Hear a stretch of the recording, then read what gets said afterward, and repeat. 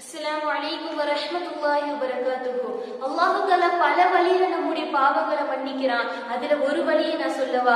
ரசூல் ஸல்லல்லாஹு அலைஹி வஸல்லம் அவங்க சொல்றாங்க, அஸ்ஸலவாத்துல் ஹம்ஸ், 5 நேர தொழுகை என்பதும் வல் ஜும்அத்து இலல் ஜும்ஆ, ஒரு ஜும்மாவில் இருந்து மற்றொரு ஜும்மா வரைக்கும் கஃபாரத்துல் லிமா பைனஹுன்ன, அந்த இரண்டிற்கும் மத்தியில் செய்த பாவங்கள் மன்னிக்கப்படுது.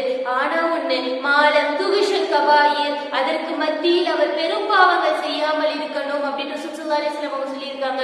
அப்போ இந்த ஹதீஸ்ல நம்ம பார்க்கும்போது 5 வேளை தொழுகையை நம்ம விடாம தொழுகிறோம், இந்த ஜும்மா தொழுதுட்டோம் அடுத்த ஜும்மா தொழுதுட்டோம் அப்படின்னா அந்த 2 தொழுகைகளுக்கும் மத்தியிலும் அந்த 2 ஜும்மாவிற்கும் மத்தியிலும் நம்ம செஞ்ச பாவங்கள் அல்லாஹ் தஆலா மன்னிக்கிறான். ஆனா நம்ம பெரும் பாவம் செய்யாம இருந்திருக்கணும். எனவே அதிகமாக தொழுது பாவங்கள்ல இருந்து தவிர்ந்திருக்கக்கூடிய பாக்கியத்தை அல்லாஹ் தஆலா தருவானாக. ஆமீன்.